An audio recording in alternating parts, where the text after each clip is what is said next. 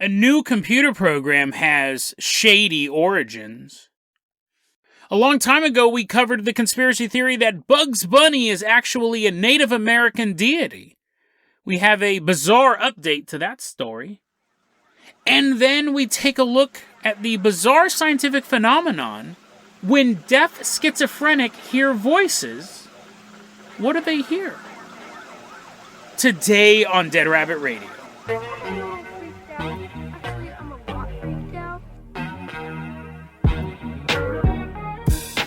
Hey everyone, welcome back to another episode of Dead Rabbit Radio. I'm your host, Jason Carpenter. I'm having a great day. I hope you guys are having a great day too. I hope you guys had an awesome Halloween. I know that I did, or I don't know. It's still Halloween. I'm recording this episode right after the last one. I haven't officially had my Halloween yet, but I will not go on a Halloween rant. I hope it's good. Right now it's 2 p.m.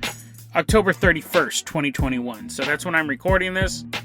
And hopefully it's a really cool Halloween. And this is the segment they play after they're like, local man got shot, ran over, and stabbed to death in a one-man mass casualty event.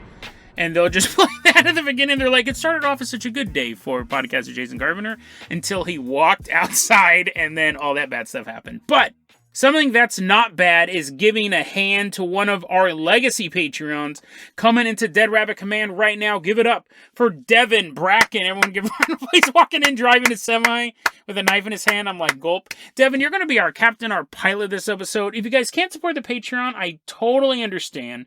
Just help spread the word about the show. Really, really helps out a lot. You guys have no idea, just by telling people about the show, how much that gets the show to grow. It's so important for you guys to do that. Devin, I'm going to go ahead and toss you the hair hang glider. We're going to leave behind Dead Rabbit Command. We are flying all the way out to Colombia.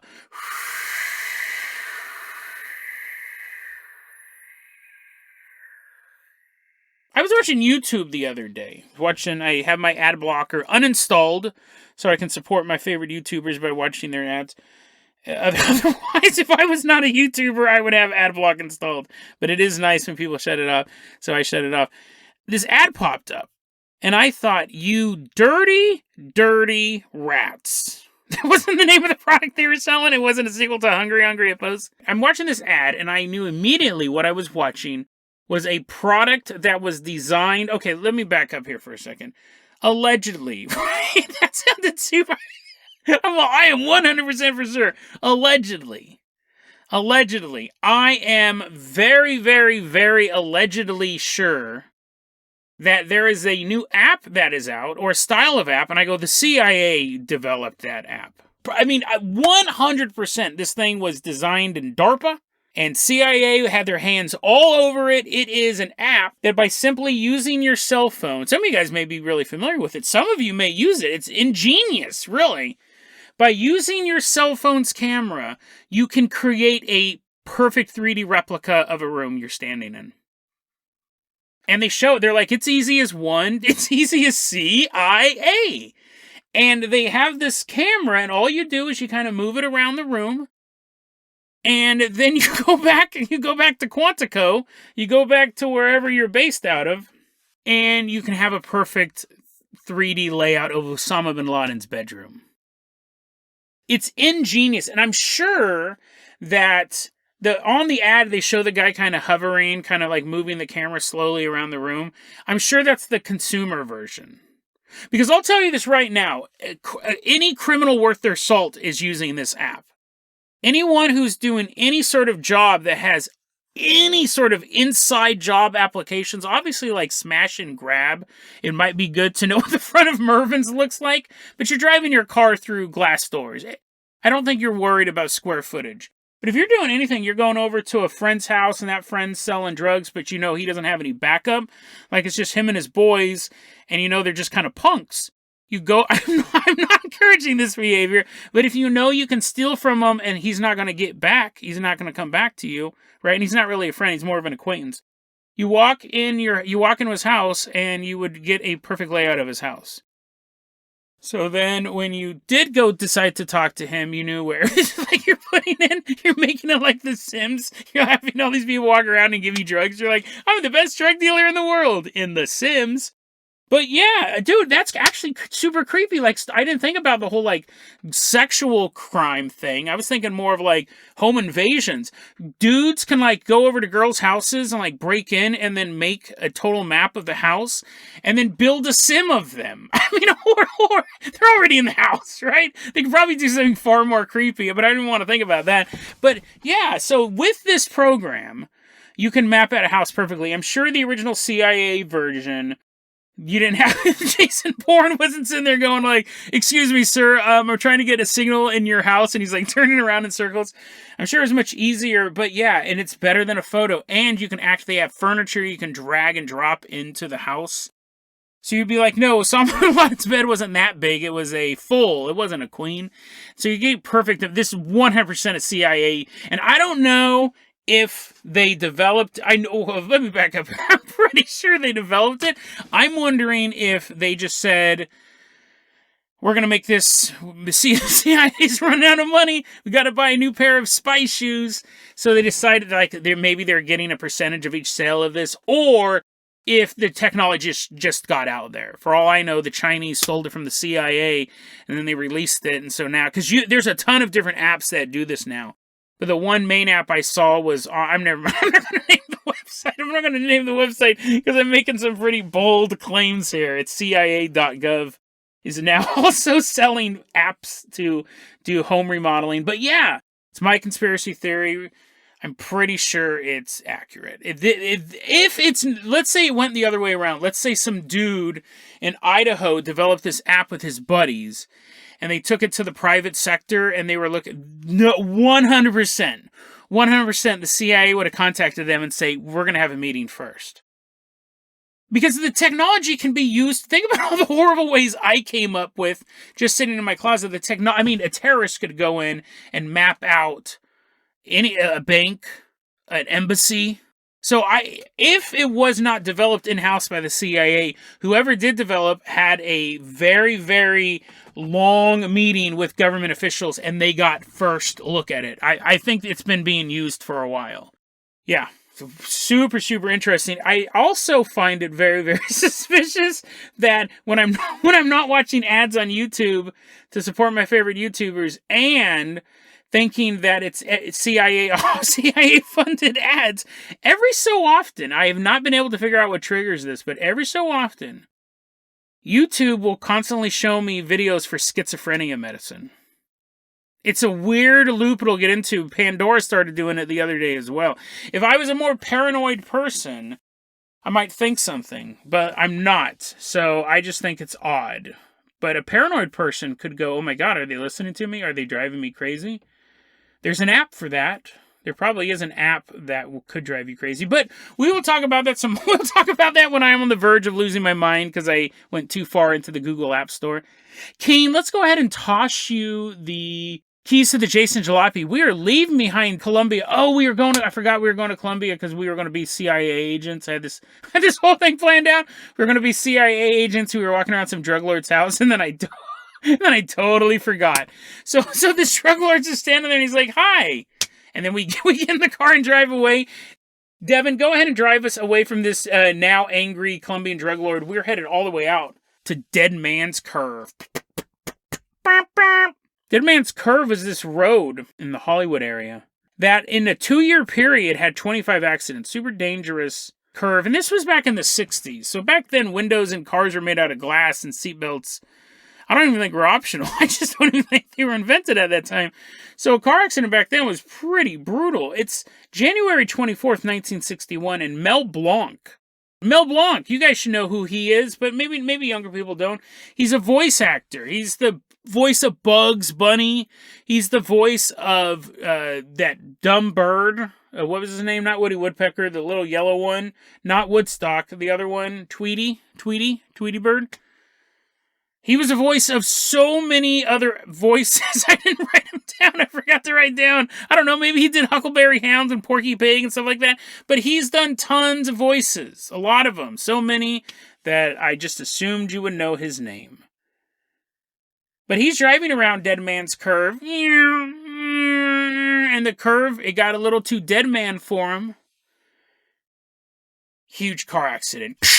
"Oh, that's a predicament," I'm sure he said in a funny voice as the life was slowly being squeezed out of him, twisted metal rending his flesh. He's in a coma. He's in a deep coma. And the doctors are trying to get through to him. This is a national tragedy. Imagine, Mel Blanc in 1961, the height of his powers. Imagine if right now, it was huge. It was huge. I can't even think of a celebrity nowadays that would be the equivalent of Mel Blanc. Because he was in all these cartoons, and you grew up with the cartoons, and your kids were growing up with the cartoons in 1961. Like, there's no one like that today. Like, if Brad Pitt got in an accident, people would be sad, right? But would the nation go into mourning? Now, to be fair, I don't know if Mel Blanc's coma, I don't know if they lowered the flags to half staff. I know that I would have been totally gutted, but I wasn't alive in 1961. But anyways, he's the voice of several generations. He's in a coma, and 14 days, he's just laying there, asleep and stuff. Brain is not working. And a doctor walks in and goes, "Bugs Bunny, how are you doing today?" Just kind of a joke. It says in the articles he's testing an experiment, but I think he was just being kind of a jerk.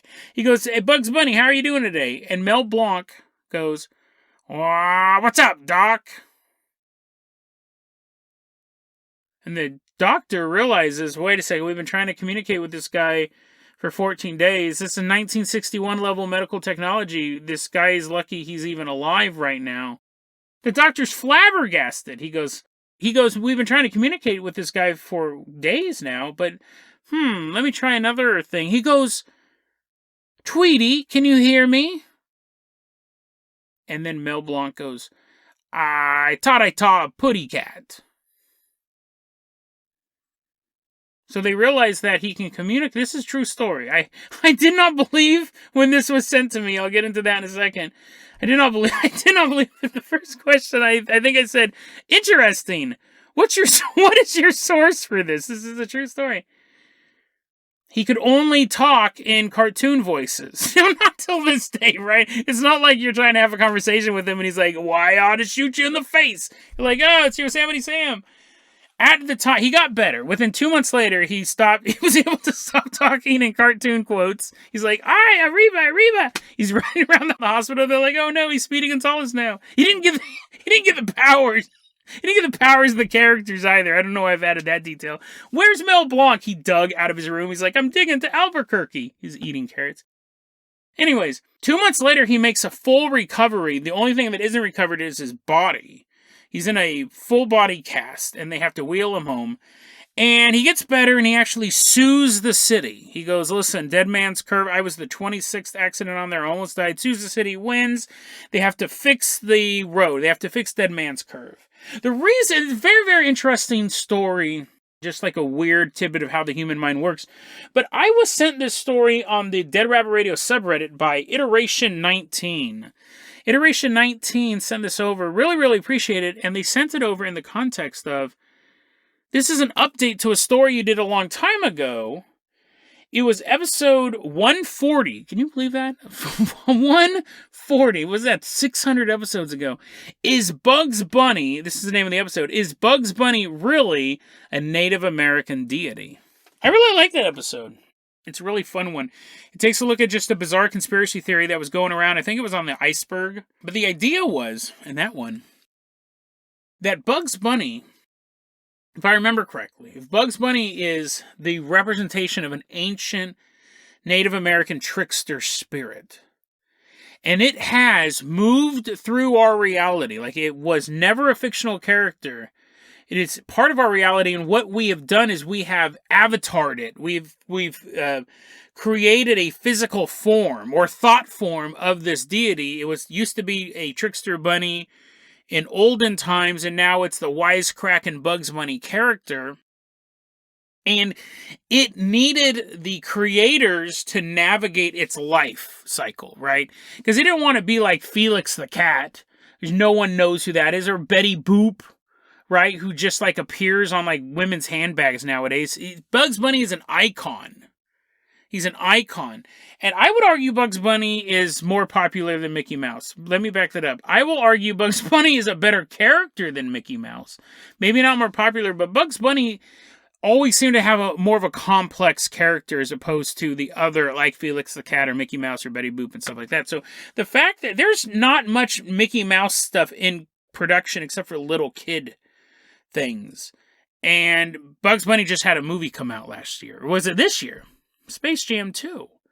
So Bugs Bunny is this was the theory, Bugs Bunny is this enduring spirit that has become part of our reality, and we worship it now with these Bugs Bunny hats and these Bugs Bunny cartoons. Oh, I want a Bugs Bunny to be in my birthday, and what we're really doing is praying to this ancient native deity. It's kind of the episode in a nutshell. 600 episodes, I'm just going off my memory. And this is an interesting side note to that, because if I remember correctly, in that episode, the animators at Warner Brothers had to give this thing a life, and like they were talking about how its personality changed. Bugs Bunny was originally a different character, and it slowly morphed, and the theory was that was the spirit making the physical representation of it fit more to its spirit. Basically, the idea wasn't an original idea like Friends, let's make a show about 7 people coming to New York, and the coffee shop. This idea, and that may be guided by writers and the actors they cast and all that stuff, but this one, you had this deity who was navigating them. Nothing was left up to chance. The spirit was controlling them. And Mel Blanc was the voice of Bugs Bunny. And after this accident, he continued to work in animation, doing the voice of Bugs Bunny for an additional 30 years. Which is massive. Obviously, we have a new Bugs Bunny nowadays. We have a new voice, but they are doing an imitation of the Mel Blanc voice. Had he died earlier in his career, they would have had to hire someone else. And that voice would have been different. It may have not been the voice the spirit assigned to itself, its earthly vessel, its messenger on Earth. But when its messenger was struck down in this tragic car accident, it may have been locked in Mel Blanc's brain as well. And that is why he did not answer to Mel when the loved ones were coming in, when the friends and family were coming in to talk to Mel. He's in that coma. It took someone talking to Bugs Bunny to bring him back into our world. And Bugs Bunny was once again able to have its image worshipped all over the planet. Interesting conspiracy theory. I really love covering weird stuff like that in Iteration 19. This is a really cool update to that. Thank you very much. I also had the idea thinking, what if after that point it was no longer Mel Blanc? Bugs Bunny was in control of that body. However, I have absolutely no proof of any of that. I don't know really much about Mel Blanc other than he voiced Bugs Bunny. The only reason I know he voiced Tweety Bird because the doctor talked to him and he got in a car accident. That's pretty much, I'm limited to my Mel Blanc knowledge. Devin, let's go ahead and toss you the keys of the Carpenter copter. We are leaving behind Dead Man's Curve, which is a much safer place to drive nowadays. We are headed all the way out to London. Specifically, we're going to the University College London, and then we're going to meet a woman known as Joanna Atkinson. She's the clinical psychologist based at that college, and she's deaf. This story, I got the bulk of my information from an amazing article written by Jemima Hodkinson for MosaicScience.com. It's a really, really interesting article, and the headline really says it all. Can deaf people hear voices? What Jemima is writing about is deaf schizophrenic people. When they have auditory hallucinations, how do they hallucinate? And it's one of those questions that the second you ask it, you have to know the answer. I know I promised it on yesterday's episode, and you're like, oh, I can't wait to hear that, and now you're listening to it now, so thanks for your patience. You might have just looked it up. In the meantime, can deaf people hear voices? This article for MosaicScience.com, we're going to talk about 50%. We're going to talk about some stats, and then we're going to get into Joanna Atkinson's research on it as well. It's just very, very fascinating thing. The current scientific consensus on the question, do schizophrenic deaf people hear auditory hallucinations, is yes. 50% of deaf people with schizophrenia hear voices. But how do they hear them? What's the mechanism there? And obviously, when you have deaf people, you have people who were born deaf, who have never heard anything. Then you have people who go deaf, either due to industrial accident, ice pick through the ear, or just it doesn't have to be that dynamic. It could just be getting old. But you have people who have heard throughout their life, but now they're considered deaf. If you look at the research, it says that 50% of schizophrenics who are deaf hear voices. And when they are talking to their doctors, they use words like loud, they use words like a whisper, so volume. And so the doctors go, well, if they're talking about volume, there's auditory. Sign language doesn't really have a volume. You can't whisper and sign. You can yell and sign by signing very frantically. You can yell, right, in sign language. So where were these things coming from? Where were these volume words coming from? So Joanna Atkinson, who is a clinical psychologist, and she's deaf herself, she is looking at these studies and she goes, this cannot be accurate. A person who has never heard noise at all, any words ever their entire life, they were born deaf, cannot hallucinate a voice. It's impossible. So she starts digging into this. She goes, it doesn't make any sense. Now, for us who have hearing, we can imagine what it's like to be deaf. But then, even if you're imagining what it's like to be deaf, you still can have a running monologue in your head.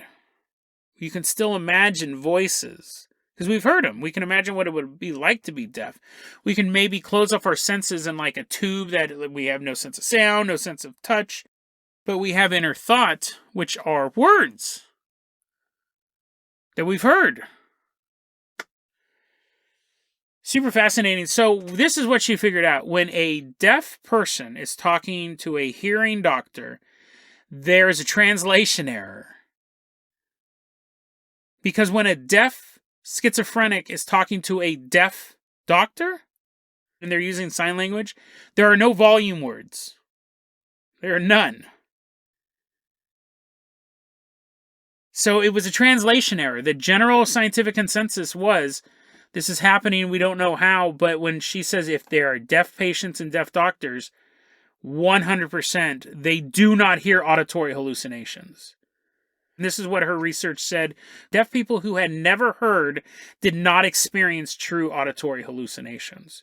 But they still have hallucinations because they're suffering from schizophrenia. Now, when you have these voices in your head, and we've covered these before on our show,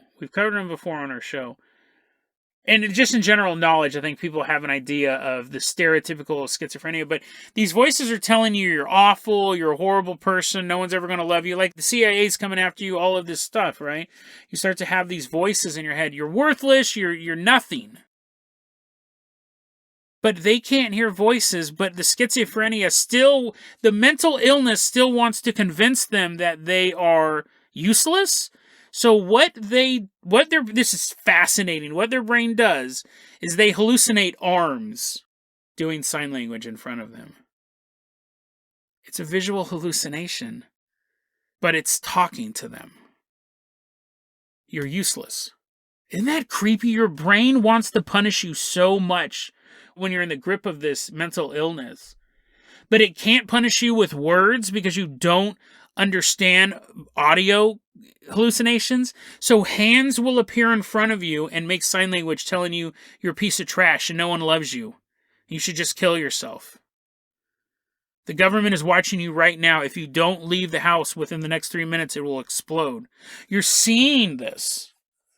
So fascinating. So if you've never heard anything in your life, they said what you'll see arms appear in front of you, and they'll start doing sign language, or you'll see a pair of lips appear in front of you if you're adept at reading lips. Now, they said if I'm hallucinating that involves someone I know, I'll see them. I'll see them in front of me doing sign language, telling me, I never loved you. You're a horrible, horrible person. This one patient would hallucinate her mother's lips. Just her mother's lips floating there. I mean, I would, if you're asking me to choose between hearing voices telling me I'm trash or seeing my mom's lips float around me telling me the same thing, I'm choosing the voices. And then think about it. Those are the people who have never heard anything. What about the people who used to be able to hear and now they're deaf? What do they hallucinate? Do they also see the arms doing the sign language? Oddly enough, no. If you've never heard a single word in your life, it can't give you an auditory hallucination, so it signs to you and tells you you're worthless. If you used to be able to hear, and you're fluent in sign language, you lost your hearing when you were 30, you're 52 now, you're fluent in sign language, you're a huge part of the deaf and hard of hearing community, and you have schizophrenia, you don't see the hands, you hear voices. But you haven't heard anything for 20 years. You can hear the voices, but you can't understand what they're saying.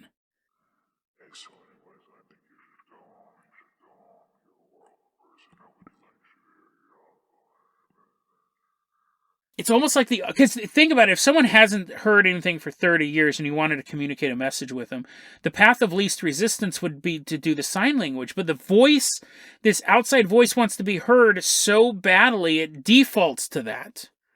Instead of doing the visual hallucination, it will talk to you, but you can't understand it because you haven't heard anything for years. So it's just mumbling coming from somewhere around you. I don't know. I know I've been diagnosed with schizophrenia and I hear voices when no one's around. What do they say? I don't know. So why don't the voices talk to them in the side? It's so determined to talk to people who have been deaf since birth that it creates this bizarre hallucination. It's your mind's eye showing these complex symbols, hands making these symbols. And I'm wondering, are they even human hands? Like if you are, we covered this a long time ago. They had the program where you could, people who had schizophrenia, people who were hearing voices, you were able to build a digital avatar of that voice. I'll put that episode in the show notes. It was really cool, but it's a technique they're using. And they could actually make the face look like the voice. It was really weird. And all the faces looked really evil. The ones they showed for photos of. So, like, with the arms, like, were they, like, masculine arms? Were they feminine arms? Assuming they didn't know who the person was. If they know they're hallucinating about a person, it's them. But, like, were they human arms? Reaching out from the darkness, telling you how horrible you are, how no one loves you? Then there's a third group. A third group of people who in a Venn diagram of any subculture, I would not put them in the Venn diagram. I didn't know they existed. Especially in one, because obviously deaf and hard of hearing, it's a subculture. And now we're looking at a subculture of that, people who are deaf with schizophrenia.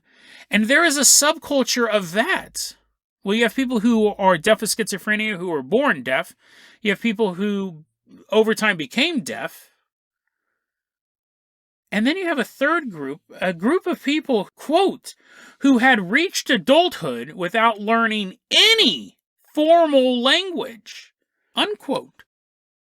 So not only do they not know American Sign Language very well, they don't know how to speak at all. Apparently there is a crossover. You had enough of them to study who were deaf and had schizophrenia and had learned no language at all. They learned sign. The reason why Joanna was able to communicate with them was later in life they learned sign language, but they weren't fluent. And they had it says without learning any formal language. So maybe they were like, oh, shucks, come on down to the well and let's beat up some beekeepers or something. I don't know. Maybe some weird hillbilly speak or something. No formal language, without learning any formal language. So how do they get thoughts telling them they're worthless and the CIA is about to kill them for beating up all those beekeepers in Louisiana? No talking. They don't have any language, right? No formal language. There's no talking. And their sign language isn't up to par, so they're not able to have the sign language. They just see an angry face staring at them. Scowling. It doesn't speak. It just stares.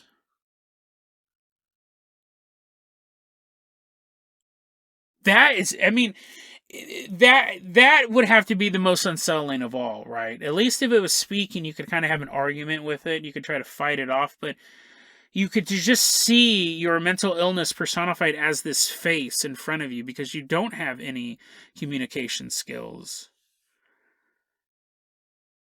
That's what's so fascinating and tragic about illnesses like schizophrenia. Your brain wants to punish you so badly that it will get you no matter what. Now, again, I 100% am an advocate of professional help.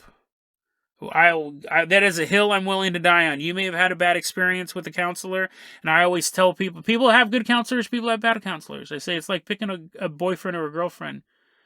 You don't go with the first one, right? A pair and a spare. That's what they say, right? You should have 2 counselors you talk to, and then, one on the side if this one gets starts writing a little too much down in their notebook. No, in all seriousness, you should get this stuff. There's no shame in being treated for... it's an illness. It's like having a runny nose or having a stomach ache. Like, no one has, gout and goes, nah, I'm good. I'm good. I can't turn my neck much and everything's super painful, but I'm not going to go to the doctor. People do that. And normal people go, dude, that's so gross. Your gout is exploding all over my Caesar salad. But with mental illness, a lot of times, because we don't see it until, stuff's really bad, we just kind of put it off, and then other people don't encourage others. And I personally see no shame. You know what I mean? So, but yeah, I think it's creepy that your brain wants to get you so badly, it will do whatever it takes to get you. If you can hear, it'll give you horrible, horrible auditory hallucinations. If you used to be able to hear, it'll still try to give them to you, but you can't hear them, luckily, right? You just hear this mumbling. You don't hear these horrible words, but then you can't hear it all. It will make you hallucinate. I just think it's creepy. It doesn't matter how you access information, how you're able to have your senses work. It will get you. It'll make you have auditory hallucinations. Oh, you can't hear? You're going to have visual hallucinations of me telling you you're trash. Oh, you don't understand the language? I'm just going to project a horrifying face in front of you, showing you how disgusted I am that you exist. It won't let go. And you have to imagine, what if someone was blind and deaf and schizophrenic? Had never seen anything or heard anything, and was suffering from a mental illness this severe. What could the brain possibly conjure up? It would think of something. It would think of something we couldn't even comprehend. Schizophrenia is a real-life illness that needs to be treated by professionals. It is a serious illness, and if you suffer from it, you should continue to seek help. But when we talk about things like this, it really, really makes you see why people often do confuse mental illnesses with demonic possession. Because this sounds demonic. No matter what you do, no matter who you are, it will punish you. It will make you see things. It will make you hear things. Whether or not you can see or hear is irrelevant to this illness. It will push you to the limits. It will try to break you down. It'll try to destroy you. It'll try to destroy your will to live. And if that doesn't sound demonic, I don't know what is.